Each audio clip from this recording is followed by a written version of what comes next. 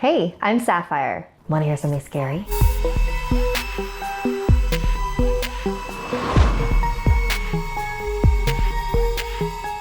Welcome back! As a thank you for helping us reach over 900,000 subscribers, I hope you enjoy this special new episode while we continue to work on some exciting new projects for Something Scary. So make sure you subscribe to Snarled and the bell is turned on for notifications. Have you ever had an out-of-body experience or slipped into a very realistic daydream once in a while? 15-year-old Lizanne has, multiple times. But they're more than just daydreams. She believes that someone is trying to take over her body. The earliest incident Lizanne can remember was when she was 8 years old. She was cast in her school's musical about vampires. One of the musical numbers required them to form a pyramid, sort of like what cheerleaders do. Lizanne was on the second to the bottom row.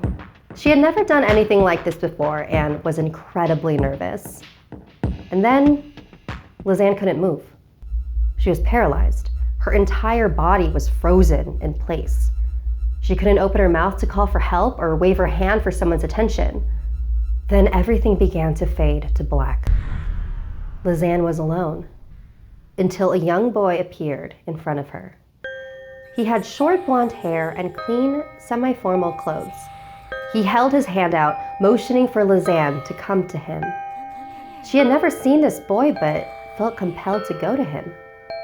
No longer paralyzed, Lizanne stood up and ran towards the little boy, and then found herself back in the auditorium. She crashed onto the ground and rolled off the stage, her fellow cast members following the same fate.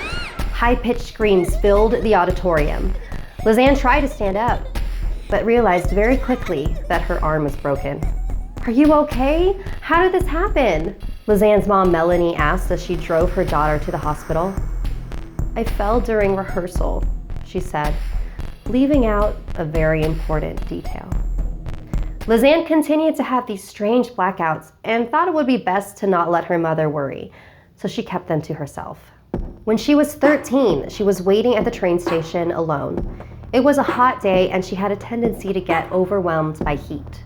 A train sped by and she was engulfed in a cloud of hot air. She started to feel faint. Then everything around her turned black. She was back in that familiar void. That same blonde boy appeared a few dozen feet in front of her. "What are you doing over there? Get over here! The train's coming, hurry!" In a daze, Lizanne began to walk towards the boy, until she felt someone grab her from the back.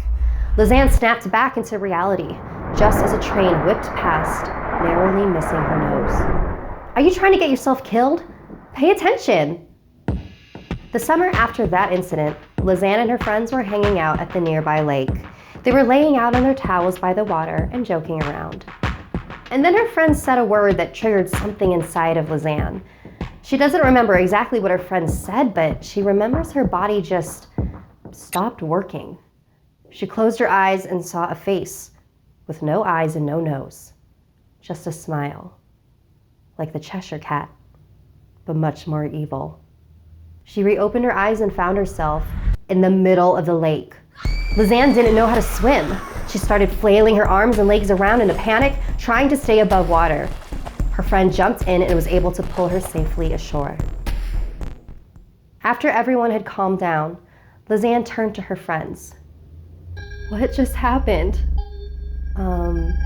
You started mumbling really weird things, and then you stood up, turned around, and screamed at us, and said that you were going to kill yourself. Kill myself. And then you jumped into the lake. "I don't remember any of that." These blackouts were starting to get much more serious. Lizanne had kept these incidences from her mother because she didn't want her to worry, but something very strange was happening and Lizanne had to know why. "Mom, I have to tell you something." Lizanne began to tell her mom about all the blackouts, and her eyes became wide with terror. Lizanne thought it was because she didn't believe her. They sat in silence for a few moments. Melanie took a deep breath. "I was right. I was right this whole time." Melanie had sworn that she wouldn't tell her daughter about what happened when she was younger. But after hearing the fear in her daughter's voice, she knew it was time. When Lizanne was small, she was very close with her great-grandfather on her mother's side, which is her Indonesian side. Indonesians believe in the concept of Ru. It is the spirit that continues to exist long after the physical body has gone. It is far beyond human understanding and a very ingrained belief in Indonesia. So Lizanne's great-grandfather told her stories of Ru to help her cope with the fact that he would physically be leaving her soon. And that day came when Lizanne turned 4. Despite the comforting stories her great-grandfather told her, she was still upset and missed him dearly.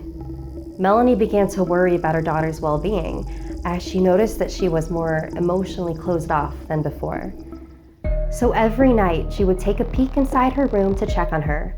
Most nights, she'd be muttering gibberish through tears under her breath. But some nights, she wasn't in her bed because she was sleepwalking. There are a few times when Melanie walked into Lizanne's room to find her sitting on the ground, surrounded by her dolls and stuffed animals. She'd be having a full-on conversation with them while her eyes were shut. While it was always a bit of a shock, nothing compared to the time when she found Lizanne standing at her open bedroom window, reaching in front of her crying, "Grandpa!" Melanie rushed over to her daughter and pulled her from the ledge. "Lizanne, what were you doing?" "I was going to Grandpa." While Melanie was incredibly superstitious, Lizanne's father, Ryan, was not. Melanie insisted that they take her to a priest to make sure something otherworldly was not going on. But Ryan shut the idea down. Instead, he took her to a psychiatrist who explained that Lizanne's behavior was completely normal for a young, grieving child. So after that visit, Lizanne's parents agreed to never bring this up again. Without telling Ryan, Melanie took Lizanne to the nearby church. They told the priest what had been going on, and he explained the situation. When Lizanne's great-grandfather died, she became susceptible to spiritual attack. The Ru of a young boy saw this opportunity and attached himself to Lizanne. He waits until she's emotionally vulnerable and tricks her into harming herself. His goal is to have her join him in the spirit world. "Can you get rid of him?" Melanie begged. "I'm sorry, but I cannot. You're too late." "What do you mean?" "You waited too long. He has been attached to your daughter for so long that to get rid of him would mean getting rid of her. I am so sorry."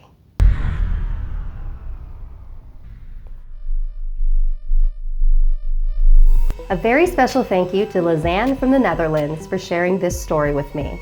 What do you think the future holds for Lizanne? Tell me what you think in the comments below. Like this video if it gave you the chills, and don't forget to subscribe to Snarled. We're so close to 1 million subscribers, so if you like our content, tell your friends about us. If you'd like to submit a story to Something Scary Live, send me an email at somethingscary@snarled.com. And don't forget to tune in every Wednesday at 4:30 p.m. Pacific Standard Time. And if you dare, follow me on social media. Until next time, sweet dreams.